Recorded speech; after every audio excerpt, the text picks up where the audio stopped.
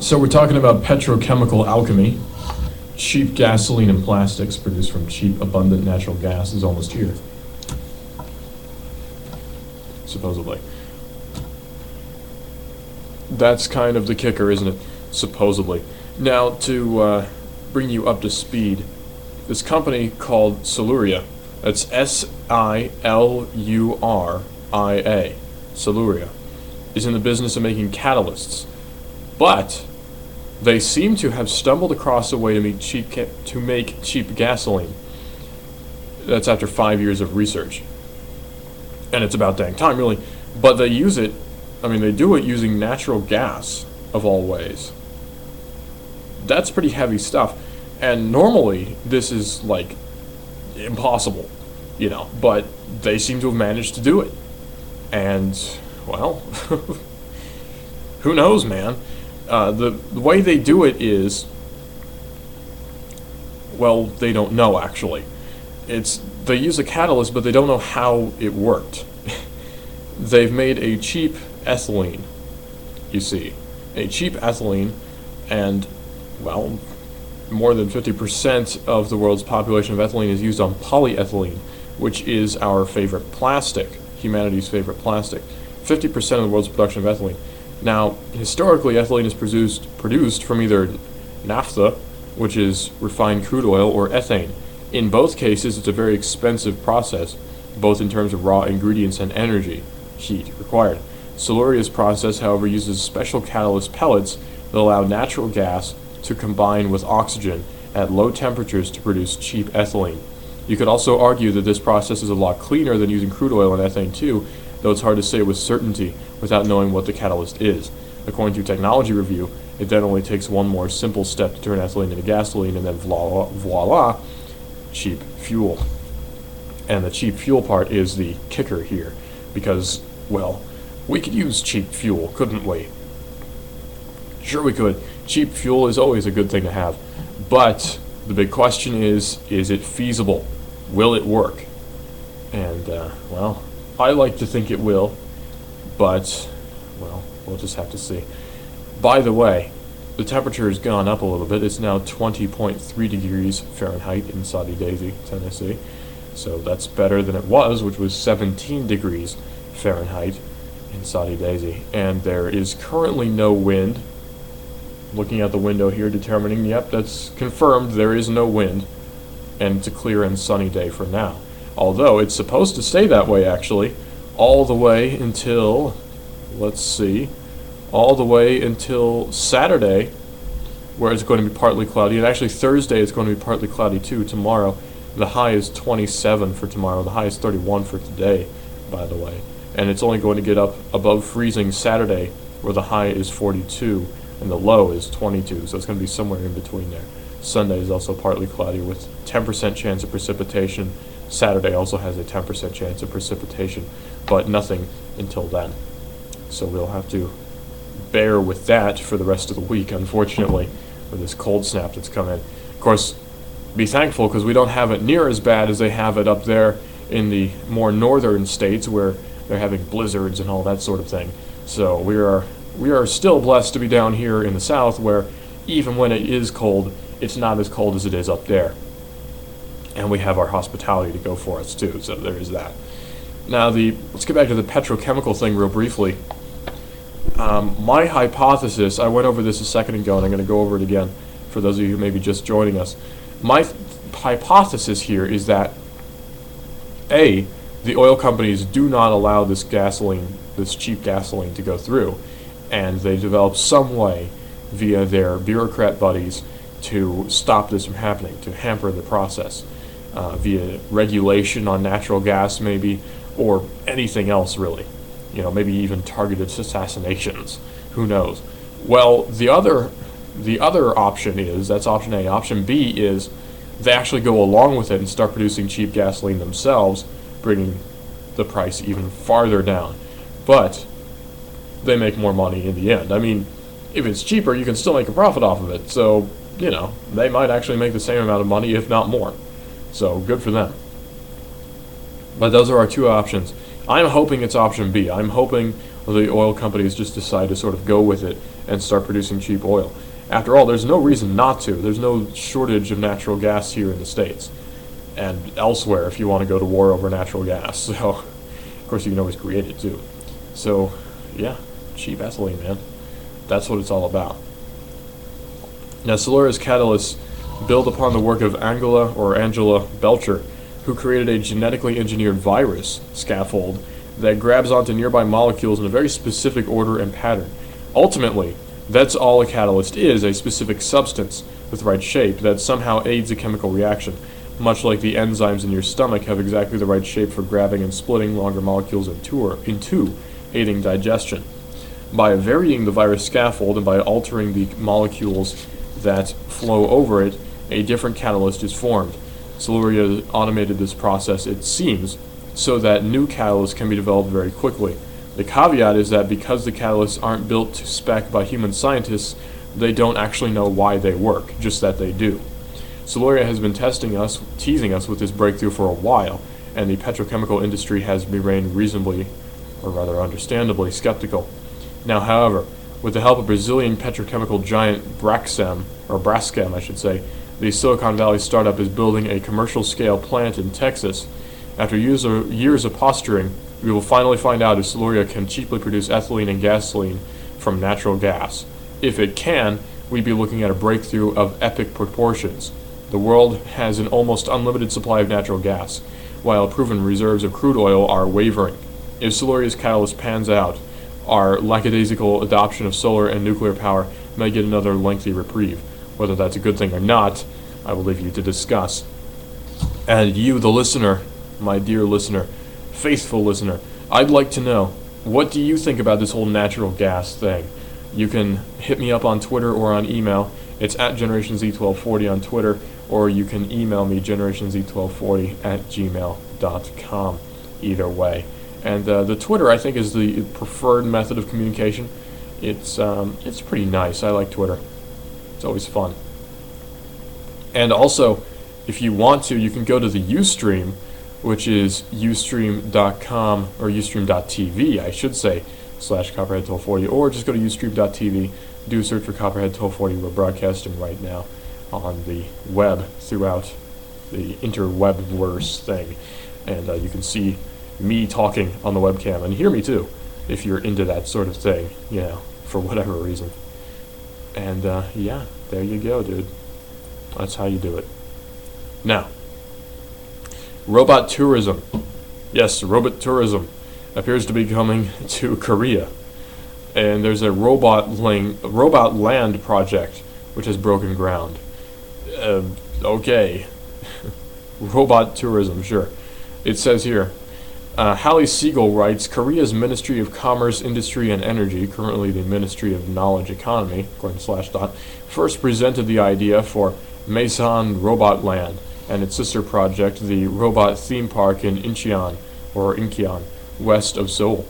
Back in 2007, this is South Korea, of course, back in 2007 as part of a larger plan to stimulate Korea's robotic industry by generating public interest in consumer robots. From the article, it is expected that Phase 1 of the construction, which will include development of public facilities such as Robot Research Development Center, Convention Center, Robot Exhibition Hall, and private facilities such as themed parks and youth hostels, will be completed in September 2016. Phase 2, which includes development of hotels and condominiums, is expected to be complete by the end of 2018. The Maison Park was originally scheduled to be opened in January of 2014, which is this year, of course, but obviously that never really went through. Oh well, bad for them, good for us. No, not actually. But, hey, that's the way the cookie crumbles. Sometimes things don't pan out the way you'd like them to. And, well, that's just how it is, man. But we talked in the past about .com, Kim.com's Baboom service, which launched in New Zealand. He says you should only pay for music if you like it. Now, this is a novel idea, and I've checked out the website, baboom.com, and it actually is a very well-designed site. Not everything is functional yet, but I signed up to be an early adopter of Baboom to see how that goes. So I'll let you know as time goes by. I'll let you know how that goes. But it should be pretty cool. I mean, let's think about our options for downloading music, and that's what Baboom is. It's a music service like Spotify or Pandora. Our options really for buying music are iTunes, Amazon, and, well, that's really it. iTunes and Amazon. Maybe there's the Zune Music Store if you're into that. Who knows? But it says here, according to Ars Technica, in New Zealand, Kim.com's new service Baboom has officially gone live. So far, it offers just one album, which is Kim.com's own album, Good Times. He says, my idea is that artists should make their music available for free, and fans should only pay for it if they really like it.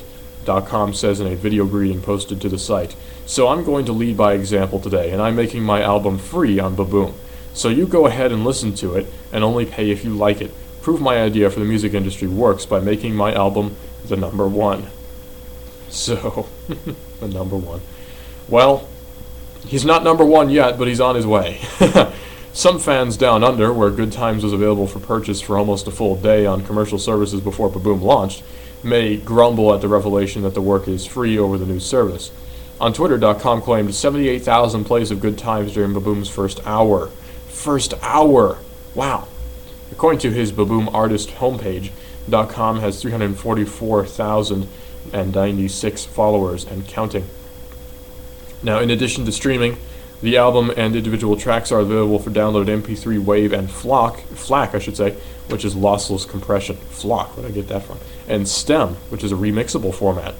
For those who do want to buy Good Times, Baboom is offering no purchase option at this point, but the album is on iTunes, Google Play, Amazon Bandcamp, and other music services. Oh yeah, I forgot about Bandcamp and Google Play.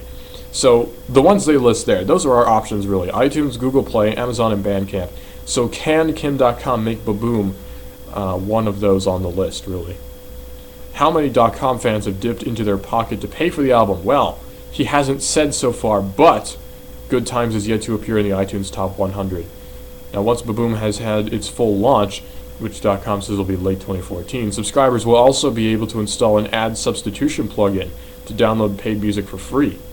Today, there's further information on the ad substitution plugin, and there's no further, I should say. And even on .com's artist page, some features such as the jukebox are not yet activated. This may be because there's no other music on Baboom. Jukebox may be sort of a shuffle type option. Now, .com has released a YouTube video of his band playing the Good Times track Amazing at the Rhythm and Vines Festival in New Zealand on New Year's Eve. It's a slick, catchy electronic dance number, and like other Good Times tracks, it was co-produced by Black Eyed Peas producer Prince Board. Yes, his name is Prince Board. P-R-I-N-T-Z Board. Wow. .com describes himself as a perfectionist. Sure, you hired Prince Board. And a hands-on producer. Again, you hired Prince Board. But his contribution to the live performance should diplomatically be described as minimalist. As Baboom went live, .com tweeted, "Hello, RIAA, this will be your grave." That's the Recording Industry Association of America. We can hope. Perhaps Baboom will look closer to that later this year with the full launch. For now, it has the less threatening form of a MySpace musician page. Oh, poor Kim. But hey, not all is lost for our good buddy Kim.com. After all, he's kind of rich, so even if this fails, he'll still have money left over to do other things. But I don't think this will fail. Something tells me this will actually take off, this whole Baboom thing. Or at least I'll try it out. I don't know about you, the listener, but you might try it out too. I would encourage you. Check out his website, baboom.com. That's BABOOM.com. And see what you think of it. At least give it a shot, you know. And he's not advertising for us. I'm not being paid to say this stuff. I'm just saying you might want to check it out because it might be a new service that you'll be interested in. Maybe you're using Spotify now and you'll switch over to Baboom later in the year. Who knows? So it's always nice to keep your eyes open on this sort of thing, too. To keep an open mind regarding different services.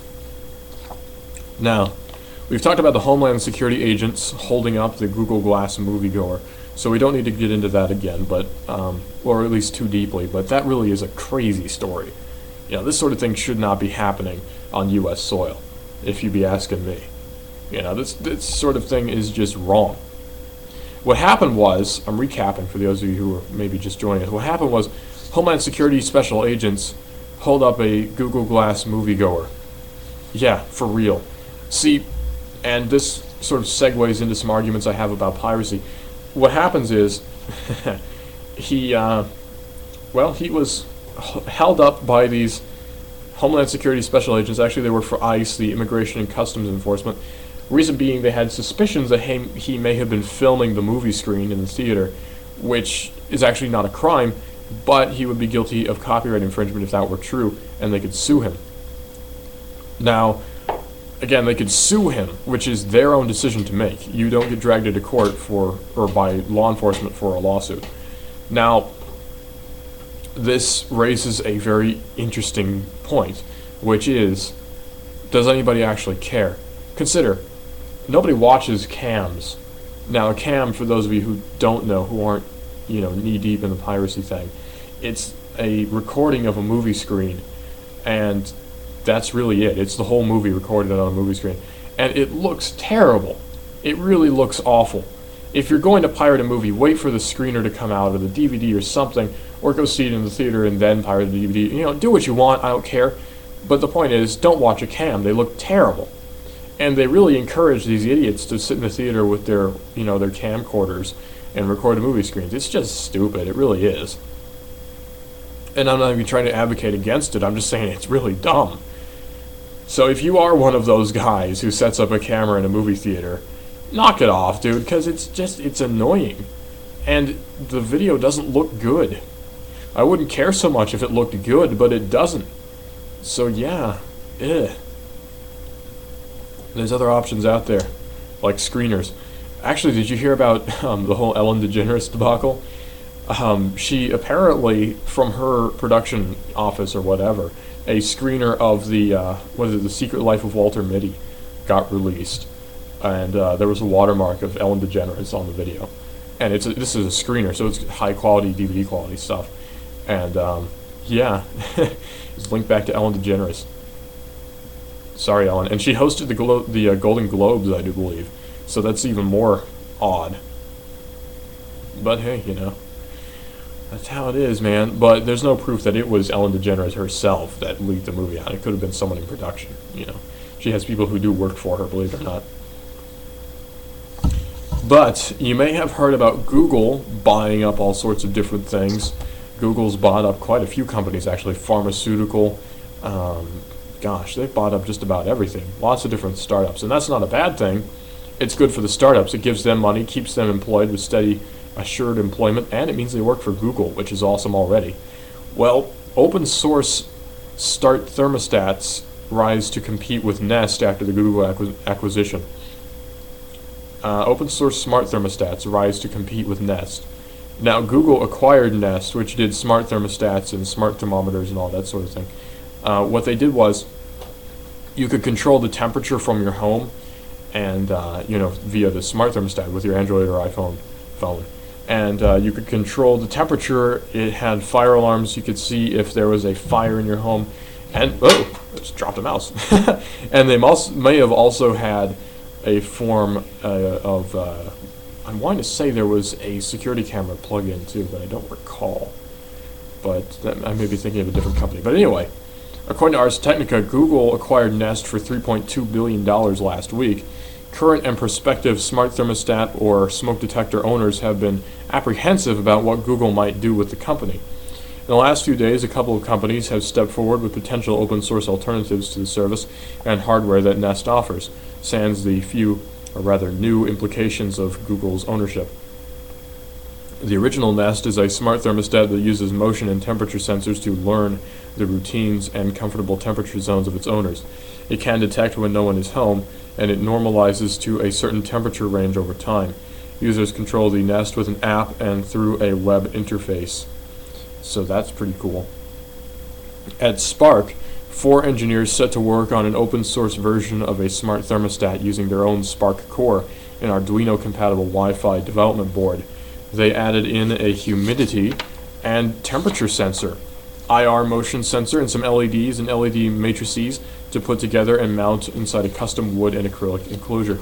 Now, keep in mind, this is an open source project, so this means anyone can build one, because the schematics are out there for anyone to read and to build.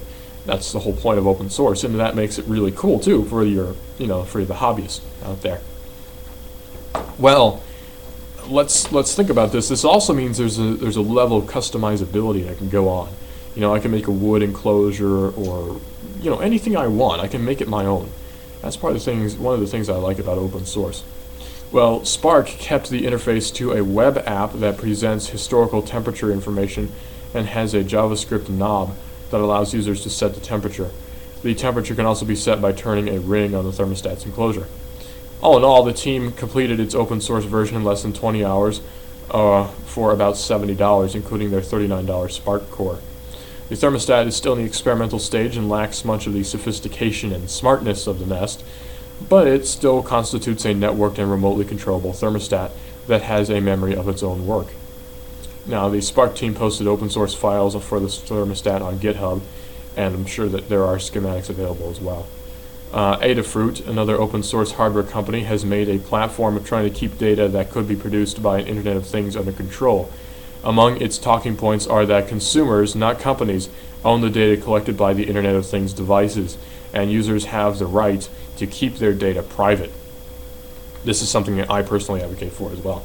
The company has previously released the Tweet-a-Watt, which can be connected in series with a power strip to monitor and report the power going through it. So that's pretty cool too.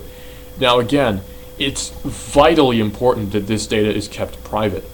Now you might be saying, well, what does it matter how hot it is in my house or all that sort of thing? Well, it doesn't matter who knows how hot it is inside your house, but what does matter, it's the principle of the thing, is that it does matter that they can know things about your own home, just through the internet without even necessarily your consent.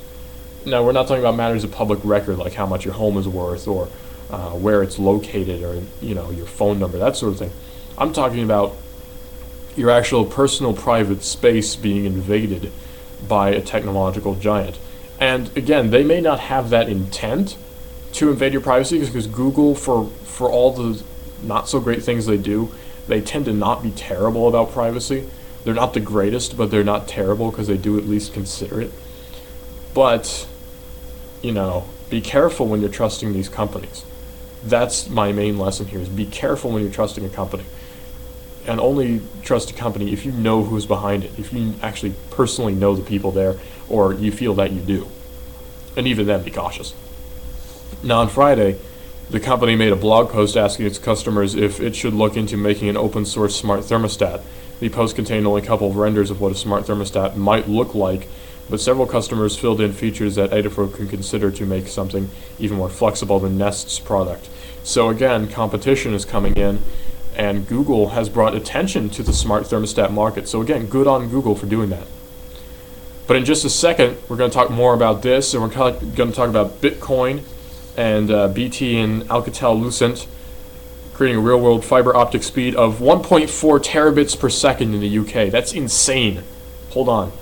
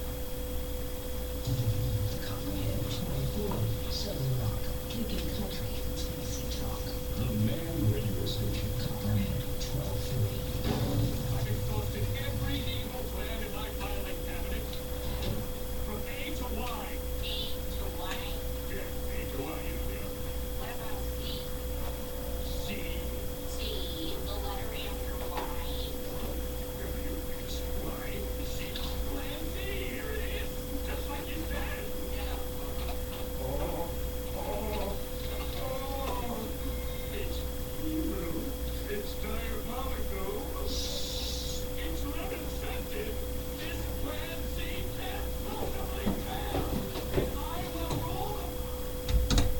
Okay, so we're just talking about BT, British Telecom, and Alcatel-Lucent creating a record real-world fiber optic speed of 1.4 terabits per second in the UK.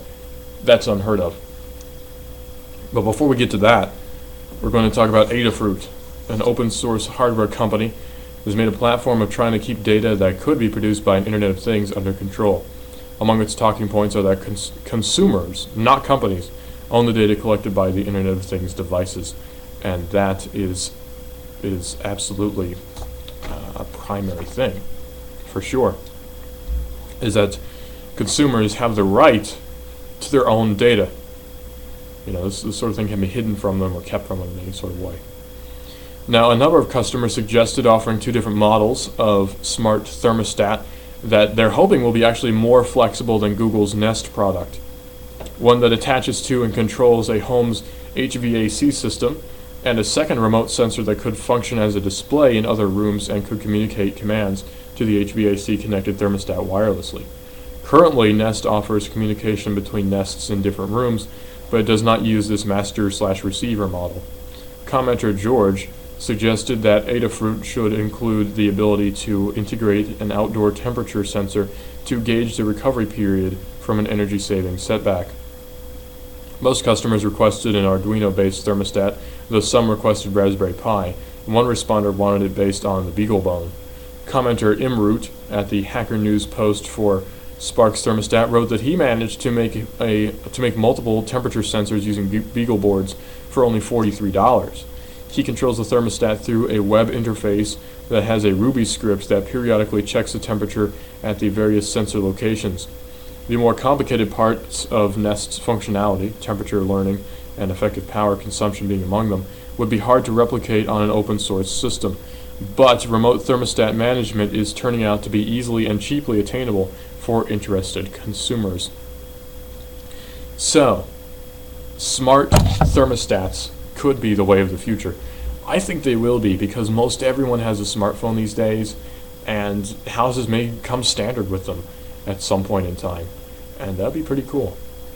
I would look forward to that. I don't have a smartphone, but hey, you know, you could take advantage of that, I suppose. Now, British Telecom and Alcatel-Lucent record real-world fiber optic speed of 1.4 terabits per second in the UK. Now, people go nuts over gigabit, right? Like EPB supposedly has their gigabit internet. Google has their gigabit fiber optics in Google Fiber over in Kansas City, right?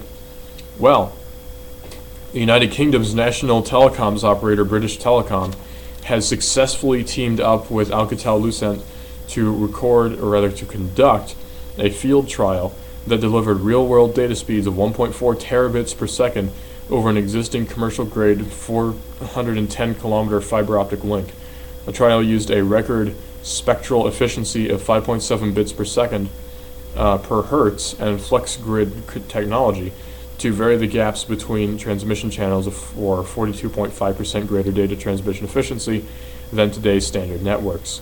The speed was achieved by overlaying an alien superchannel, i.e. it operates transparently on top of BT's existing optical network, which bundled together 7 times 200 gigabits per second. Wow.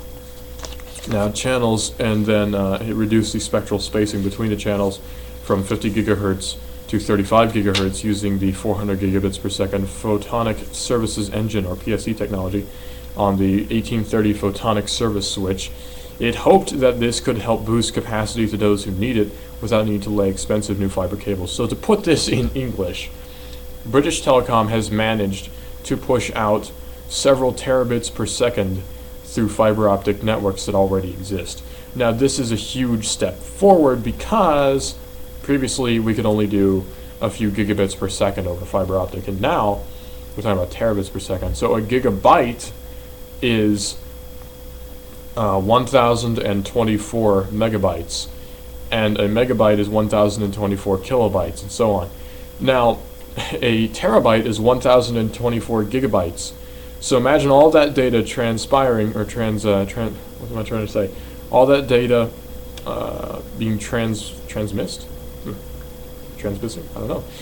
Being put through the airwaves, we'll say, in just a second. That's crazy speed right there. I mean, we're talking movies just downloading, like, boom, 1 second you've got several movies. It's crazy. In fact, it'd be so fast that your hard drive couldn't keep up.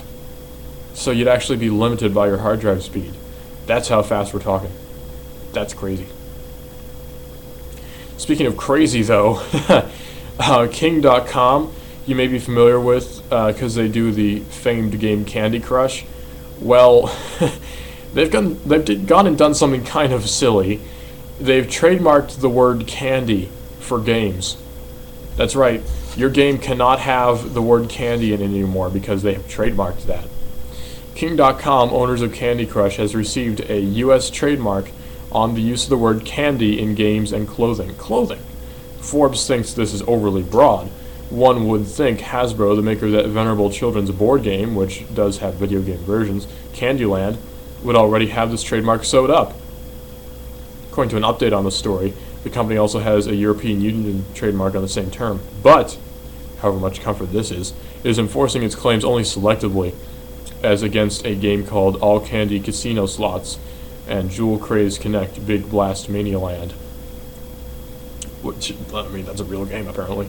Candy Crush, though, I've never played it. I don't have any interest in playing it. I'll stick to playing Montezuma or whatever. But, gosh. I mean, this stuff is just ridiculous. This trademark stuff, they're like, well, you know what? We don't want other people competing, so we'll trademark everything in this spectrum so it's not possible for there to be competition. What it is monopoly through loophole, if you ask me.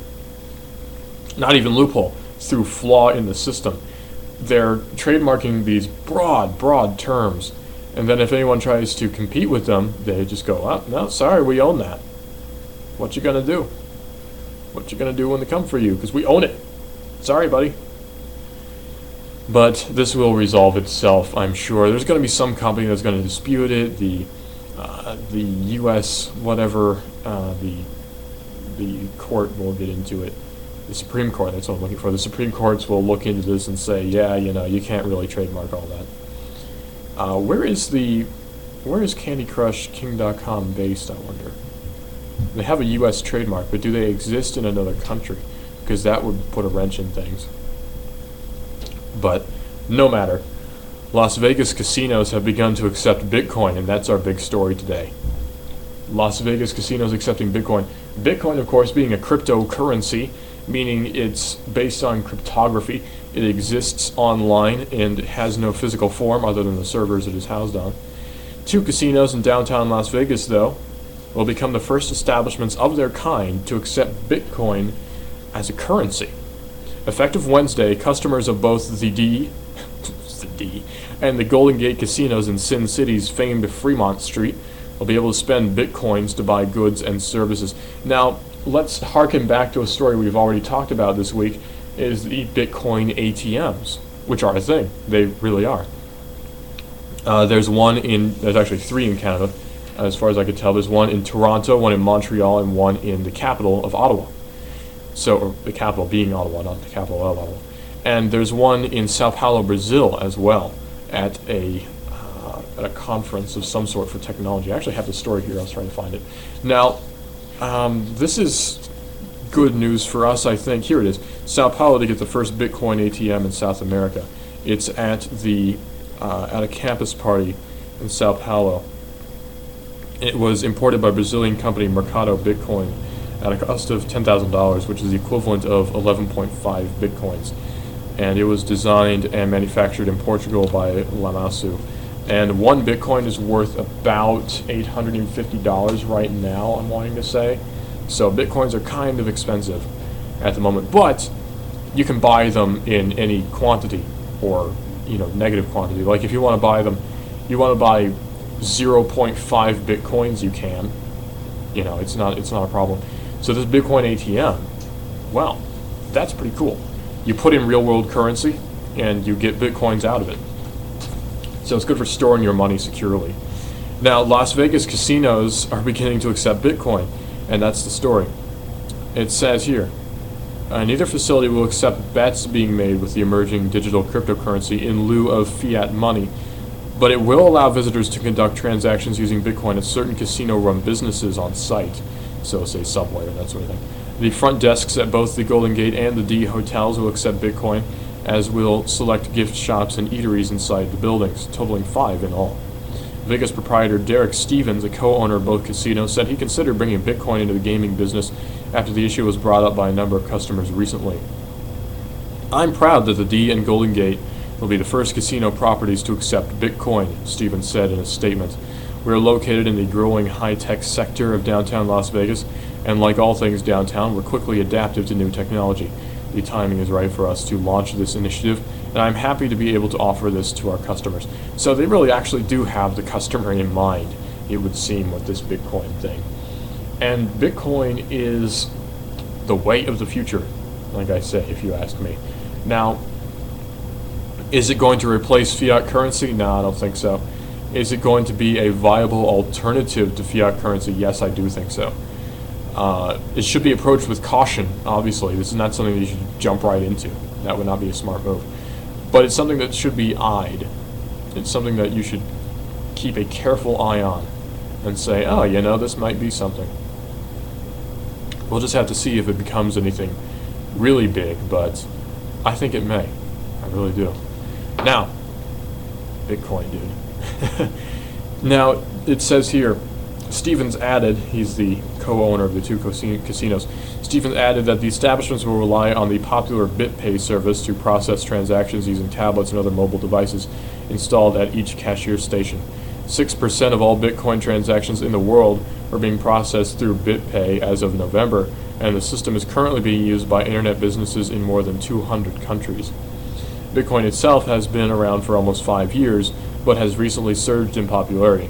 Both their online retailer Overstock.com and Sacramento, California's professional basketball team, the Kings, said they would start accepting Bitcoin earlier this month. The online-only cash alternative can also be used to pay for college tuition, or in at least one case, the salary for a town's chief of police. And it could be just a coincidence, but other casinos across the pond are considering following Stevens' lead. He says, "We recently picked up some business in the U.S., and the fact that we will accept Bitcoins might put us in the frame for more business opportunities," Harold Solomons of the Dublin-based online agency Matrix Internet told reporters at Silicon Republic on Tuesday. "We are putting the time in now in order to develop it. One of our clients in Ireland owns a casino, and we're talking about the potential of the casino accepting Bitcoin payments, for example. Meanwhile, though, customers at Stevens casinos will be limited to using Bitcoins for booking hotel rooms and ordering dinner, not making bets. Although Bitcoin may be the currency of the future, the Golden Gate Hotel is actually rooted in history. It was opened in 1906 and is the oldest operating hotel in Las Vegas, but it also somehow manages to be the fastest moving." Now, this is extremely cool. Not because I'm a gambling man, I'm not, but Bitcoin is something to be looked at. And these major companies accepting Bitcoin as a real currency, that just puts it on the map even more. I think it's pretty cool. I don't know about you, but I think it's pretty awesome. And of course, this whole, Bitcoin thing is one of those. Well, it's one of those things that some people look at with a lot of caution, and that's warranted, certainly. But it's also one of those things where you have to look at it and wonder: is this the future? Is this what we need? I mean, I've had fantasies for forever about not having to use paper money anymore, because I find it to be ridiculous with the system that we currently use. Why not just use plastic for everything, really? There's no reason to have cold, hard cash anymore. It doesn't do any good, unless it's actual, gold or silver. But we're talking about greenbacks. There's no reason to have them. They're worth nothing except confidence, and that's not really much, really. So why not just sort of have our Bitcoins and have our currencies that are a little bit more digital for the current age, shall we say? Why not, really? But this is the age we live in, the age of why not. Why not have a digital currency? Why not spend it at a casino? Why not make it a national currency for some emerging country? Why not? We'll see. Maybe that will happen. Maybe there'll be some micronation that will decide to use Bitcoin as their official currency. It could happen. Now, I'm thinking, like South Africa. No, not South Africa. They're not really emerging, are they? But something like South Sudan or, gosh, who knows, Liberia, some country like that, deciding to use Bitcoin as their national currency. And I know Liberia is not an emerging nation either. They've been around since like the 1700s, yada yada. But, moving on. A sugar-powered bio battery has 10 times the energy storage of lithium. Your smartphone might soon run on enzymes, according to Extreme Tech. Sugar-powered bio battery. Now, biotechnology, of course, it's been a thing for quite a while. But sugar as an energy source. Well, humans use sugar as an energy source, of course. And there's sugar in our blood system. And diabetics who don't have enough sugar in their blood system or too much have problems. And this, sugar is a energy source for humans. You have to have it at some point or another. According to Extreme Tech, as you probably know from sucking down cans of Coke and masticating on candy, sugar, glucose, fructose, sucrose, dextrose, it's an excellent source of energy, biologically speaking. Sugar molecules are energy dense, easy to transport, and cheap to digest. There's a reason why almost every living cell on Earth generates its own energy from glucose.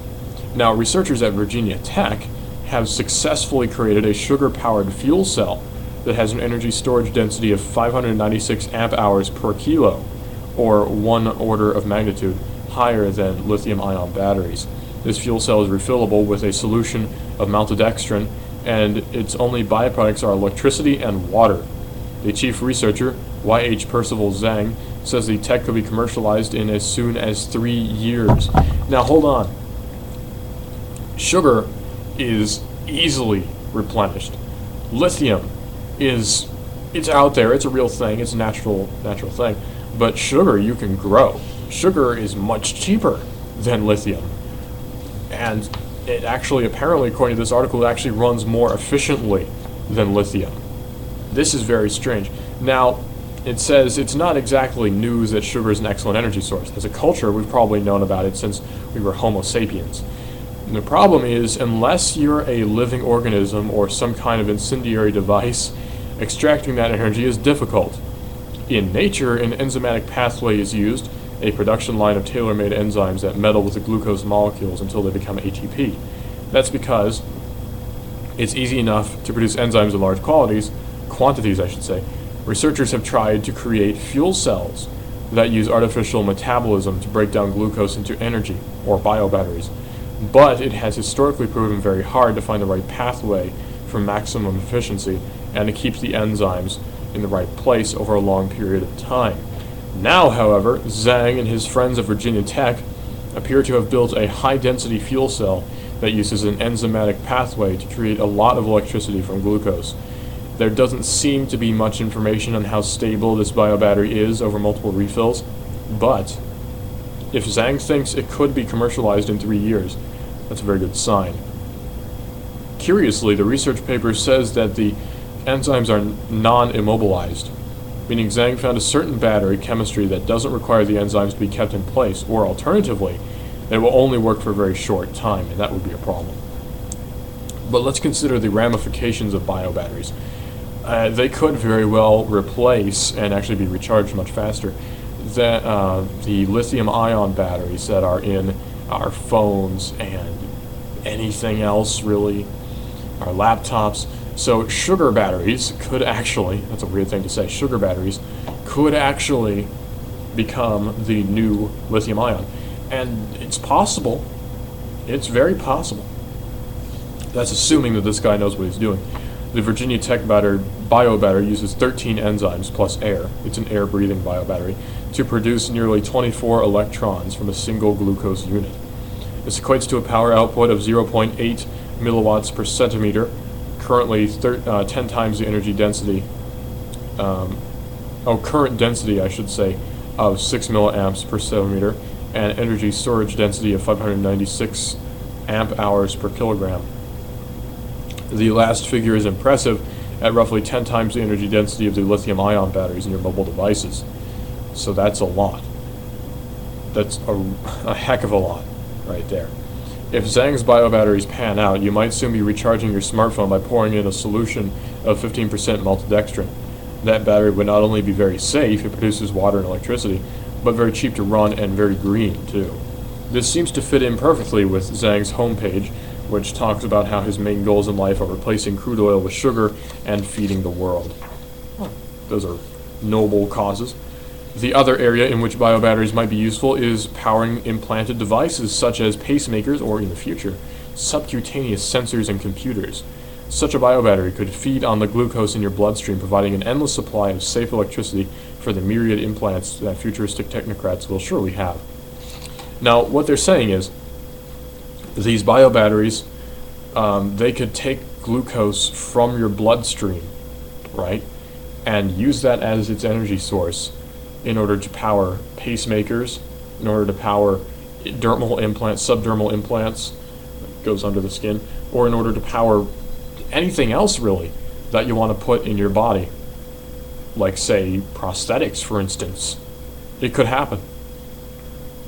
They've already talked about heat-based batteries where it recharges based on heat from your body for prosthetics, but this is a little bit different. And this could really revolutionize a heck of a lot of things. I mean, this is insane. I really hope this pans out. He says 3 years. So we've got, let's see, this is 2014, so we'll say 15, 16, 17, so about 2017 or 2015, 2016, 2017 or 2016, we will see, hopefully, according to this guy, maltodextrin-based bio battery, sugar battery things. I don't know about you, but I'm excited. I can't wait to see them. Because sugar batteries, dude, I mean, you can't go wrong. And they're safer, too. That's the best part, is I think that they're safer. Because remember, there was a whole debacle with Apple and some of their laptop batteries exploding in people's laps and causing severe burns, cell phone batteries exploding and expanding. It's a real possibility. It's not something you want to happen to you. So this is a good thing, sugar batteries, because sugar is a lot less likely to kill you. Well, you know, it's a lot less likely to kill you short term. If you take too much of it, then it will kill you, but not in the same way a lithium-ion battery will. But yeah, in just a second we're going to talk about Amazon exploring pay TV as well. Could it happen? Beats Music is not interested in freeloading listeners, says their CEO. Silk Road bust leads to largest Bitcoin forfeiture by authorities. Soft pneumatic exoskeleton could be perfect for use in rehab. And judge says IP addresses do not prove copyright infringement. These are all major stories. I can't wait to share them with you, and we're going to do just that here on Generation Z, which is the premier source, I think, for technology news and discussion on the radio in this area. Because where else do you get to hear about bio batteries, Amazon exploring pay TV, liberty-minded discussion about internet security, all that good stuff? Nowhere is where. Only here on Generation Z. And don't forget, you can email the show, generationz1240@gmail.com, or you can tweet the show at generationz1240, and I hope you do one or two of those things. So hang on, we'll talk about those things in just a second. Be careful on those roads, by the way. It's rough.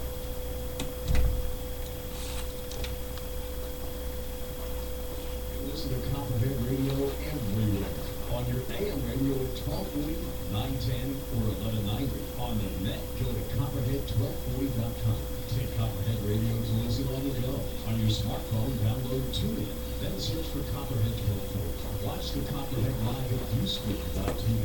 And of course, you can always follow us on Twitter at Copperhead Radio. And like us at Facebook.com/Copperhead1240. So there you go. Whether you're listening on the radio, watching us on television, taking us along with your smartphone, or just socializing on Facebook, make Copperhead Radio a part of your daily routine. Copperhead 1240, Southern Rock, Pekin Country, Tennessee Talk. The Man Radio Station, hunting, fishing, NASCAR, Tennessee Talk, Southern Rock, Country, Copperhead 1240, 1190, and 910 AM. Check out some of the greatest hits going on right now. Inside and into the Westwood Corner Store. Next to Allen Elementary. Get your energy right now. Monster Jack Coffee, Super Bowl, Super Bowl, Starbucks Coffee, Super Bowl. Go down there, 2 for $6, that's $2 off. The largest selection of nice stores, 10 for $12. Yummy!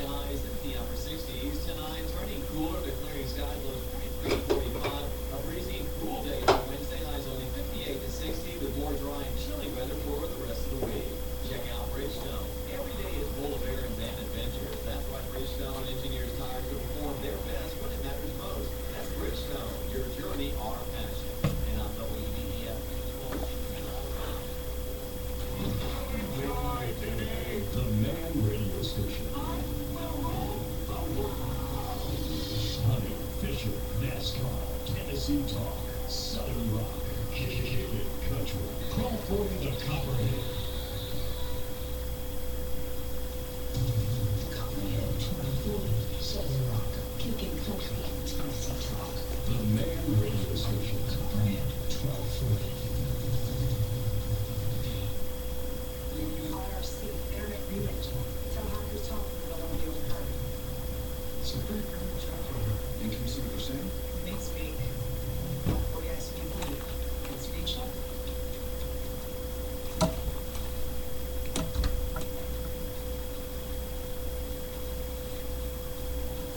Hey, we're back. What's up? That's right, you're listening to Generation Z, your source for technology news and discussion. What's up? I'm your host, Russell. Don't forget the email and the Twitter. It's at GenerationZ1240 for the Twitter and GenerationZ1240 at gmail.com for the email if you're into that sort of thing. You want to email the show about anything at all. Now, Amazon is exploring pay TV, according to CNET. Amazon is exploring the possibility of licensing television channels for its own pay TV service, according to a report by the Wall Street Journal. Oh, great. It comes the same day Verizon took a major step closer to delivering live television over the internet, agreeing to buy Intel's technology for such a service for an undisclosed sum. Sony went public with similar ambitions at the Consumer Electronics Show earlier this month. It plans to pilot a cloud-based TV service this year that combines live television content with on-demand videos and DVR. To be sure, Amazon meeting with content rights holders about such a service is a far cry from cutting deals. Indeed, it is to be expected, given the state of the industry. All the big names in technology are talking with the big names in media, industry insiders have told CNET. Google is said to be exploring a similar service, as is Apple. So, could Amazon become a service provider for television?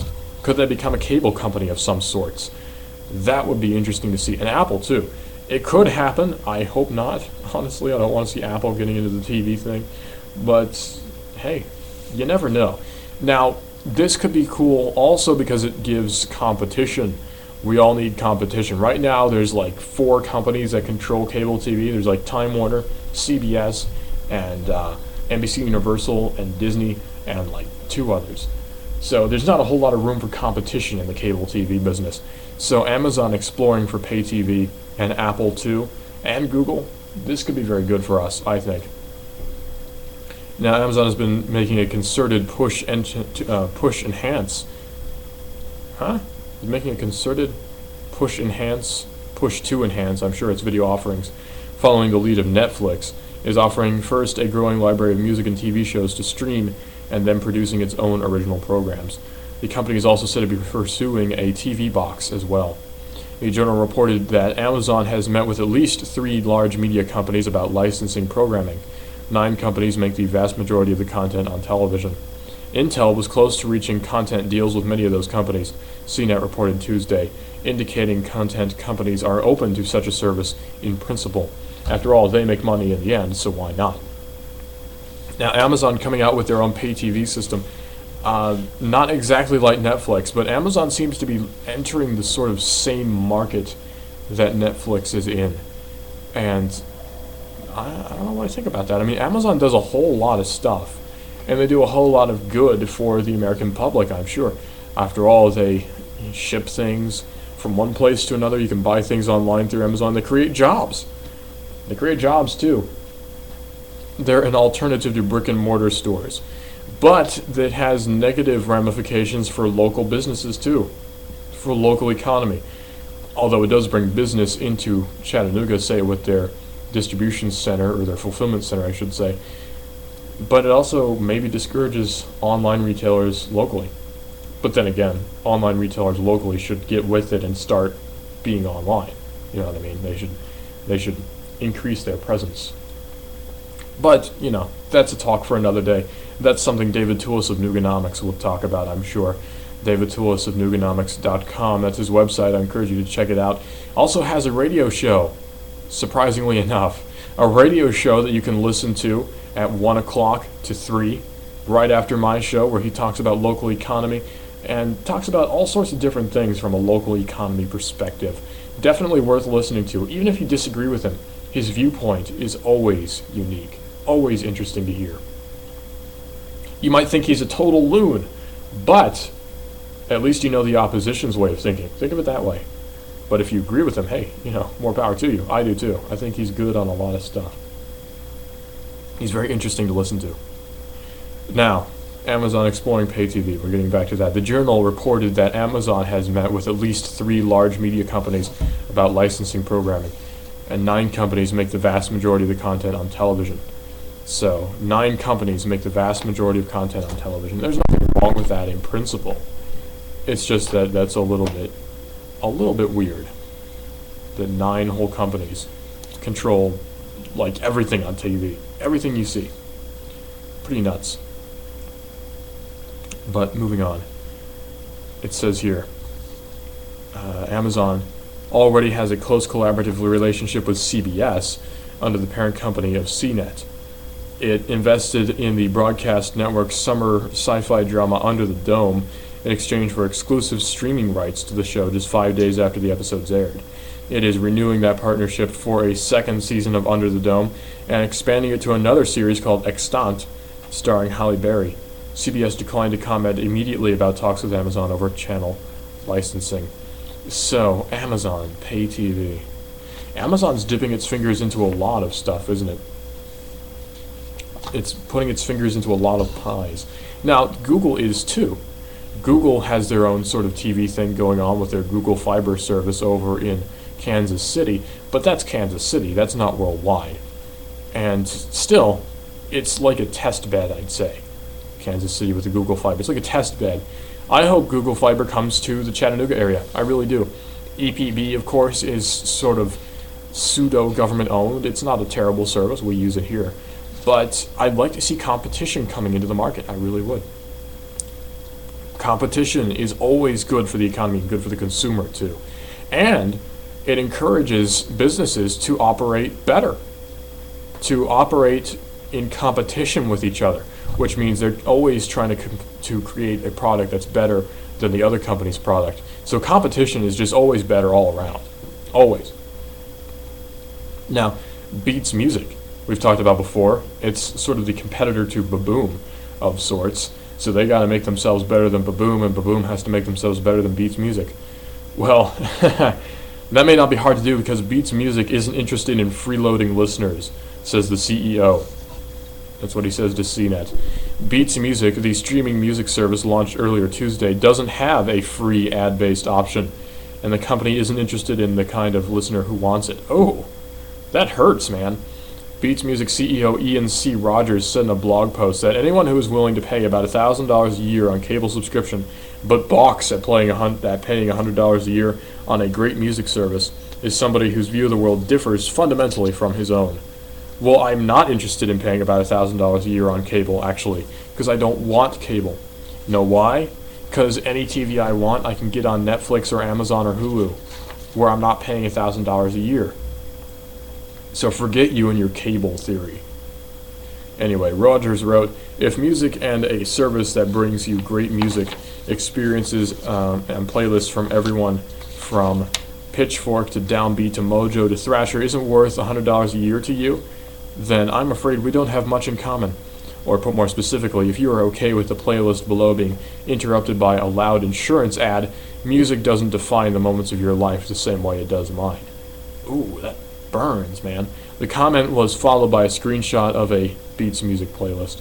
Now, Beats Music is available for free for anybody with a 7-day trial, but it requires a $9.99 a month subscription after that. It also offers a yearly subscription for about $120, so about the same you'd pay anyway.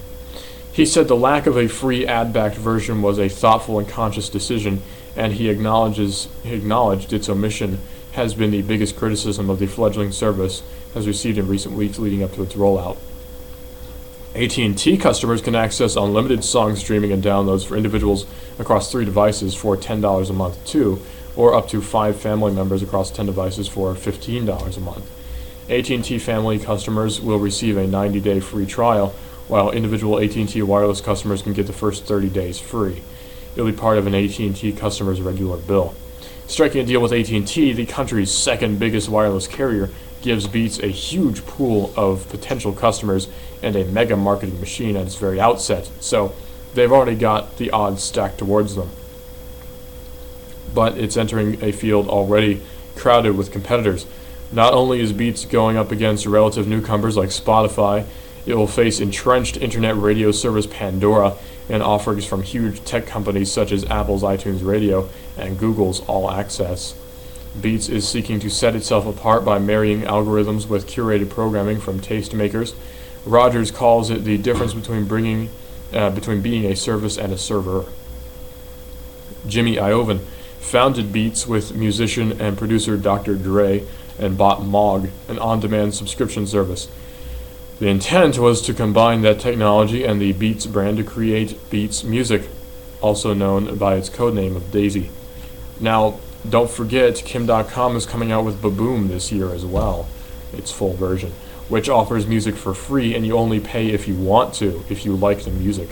So, will this honor system play out and be the ruling system, or will it be that Beats Music wins the race and creates the better system or service? Either way, really. It could play either way, and I'm interested to see. Now, this whole music thing, music distribution, I guess debate you could call it, I'm not a huge fan of, because I have my own solution, and I wish someone out there would see it as a legitimate thing and act on it. My solution is this. You make the money back already from your album sales, okay? Like, you make the money back on production, on marketing and all that sort of thing. So you do that by selling the album full price for a certain period of time. Once you've made the money back, you start releasing it on sale, or with free content added on or something like that. Basically, you do it exactly the way Steam does, where Valve does their Steam service.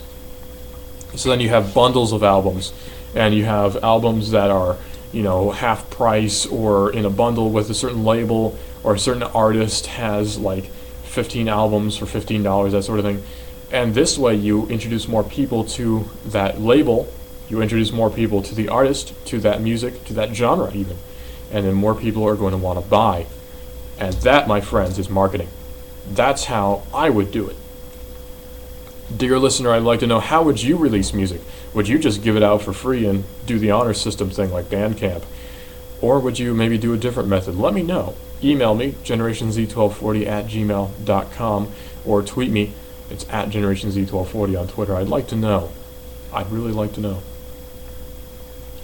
Now, also, I'd like to see Baboom accept Bitcoin as a payment option, which I'm pretty sure he will. I mean, it is Kin.com after all. Now, Silk Road bust leads to the biggest or largest Bitcoin forfeiture by authorities. Authorities have made the largest ever forfeiture of Bitcoins following the black market bust of Silk Road. Preet Bharara, his name is Preet Bharara, I don't know, a U.S. attorney for the Southern District of New York, announced last Thursday that approximately $28 million worth of Bitcoins were seized from the Silk Road server and its hidden website. Back in October, the FBI shut down Silk Road, a black market that existed on the deep web and was accessible through the Tor network.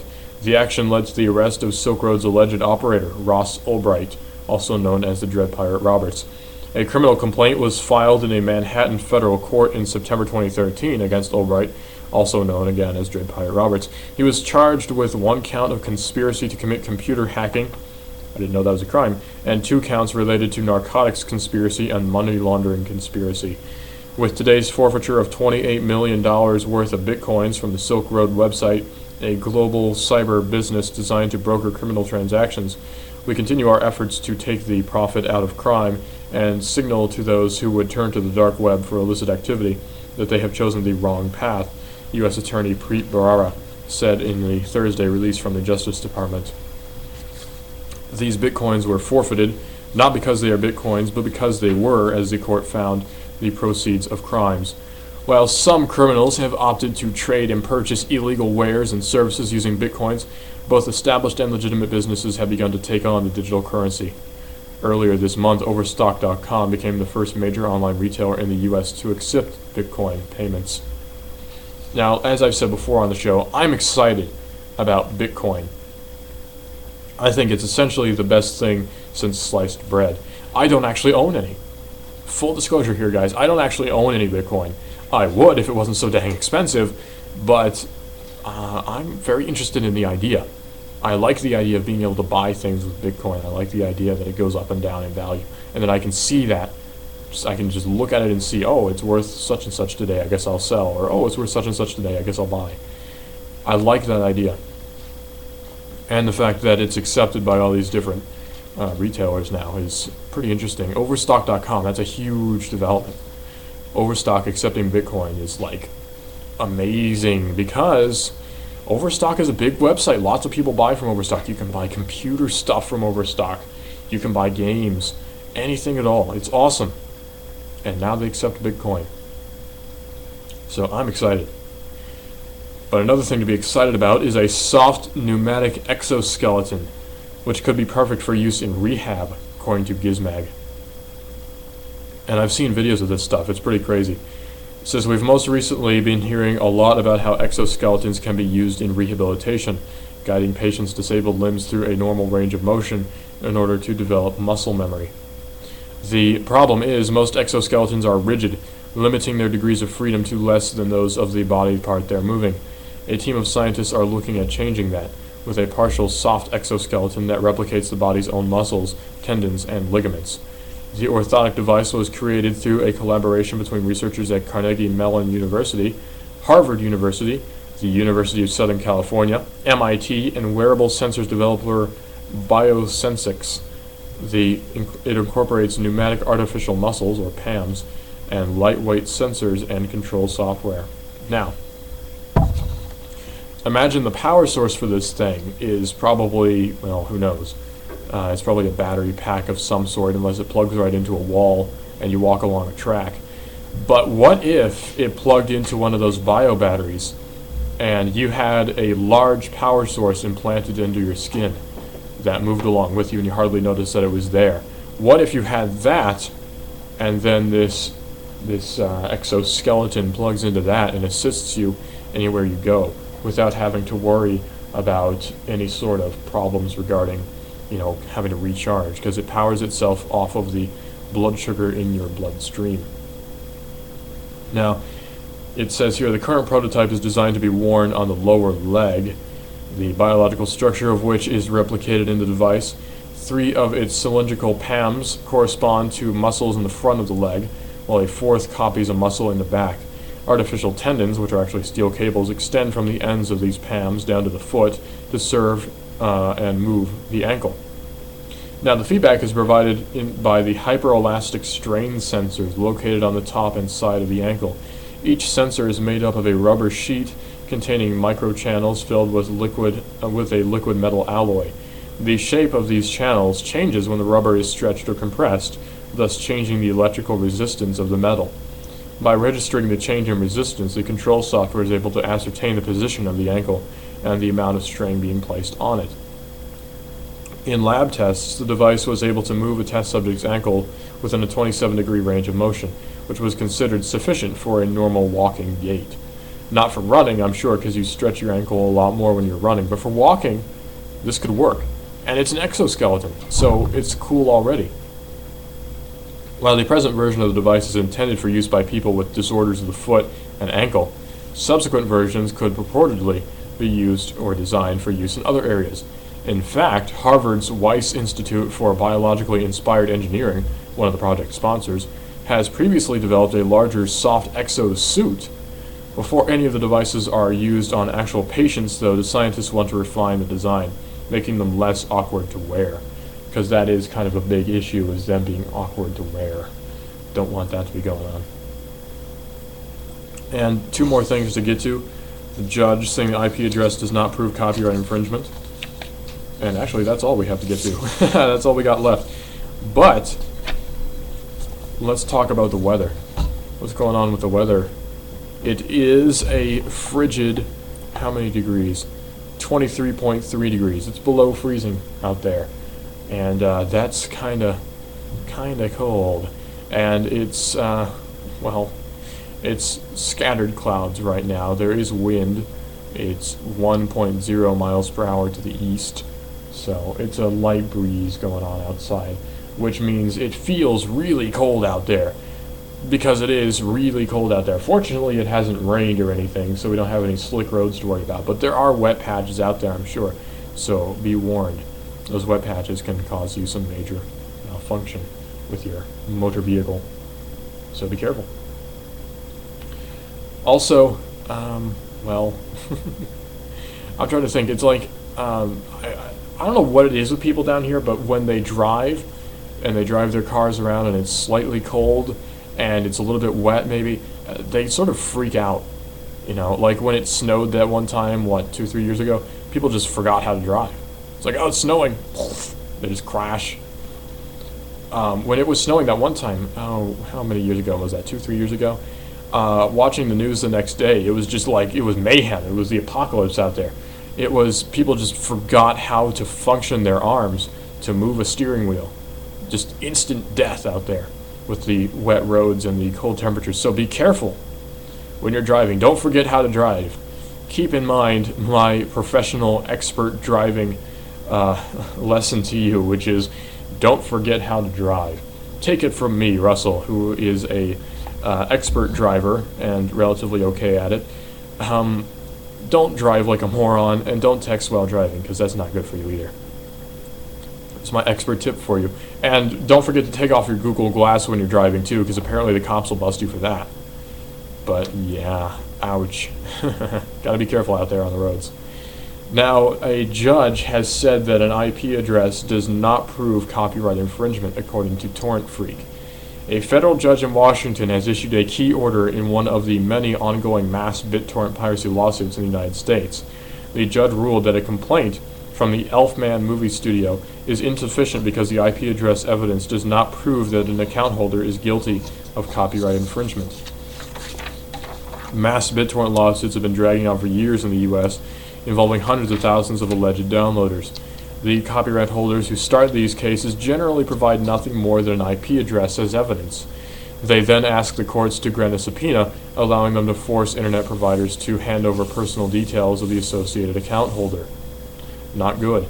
The problem, however, is that the person listed as the account holder is often than not the person who downloaded the infringing material. Or put differently, an IP address alone can't identify a movie pirate. So it could be someone else logged into your network or any number of things. Judges who handled similar cases in the past made observations along the same lines, and now Washington District Judge Robert Lasnik has added his opinion, ruling that IP address only evidence fails to meet the pleading standards required to pursue for copyright infringement. So the MPAA is probably reeling around, and the RIAA is freaking out, I'm sure. But yeah, ouch. That's not good for them. But that's really about all the time we've got here for Generation Z. I'm afraid to say we'll have to talk more about copyright infringement tomorrow, and, well, a lot of different things, too, because after all, this is the Chattanooga area's source for tech news and discussion, because no one else does it right. They never do. They don't get it like I do. So, don't forget to email me, generationz1240@gmail.com, and the Twitter is generationz1240. Well, it's at generationz1240 on Twitter. So thanks for listening. We'll see you tomorrow, guys. Be careful out there.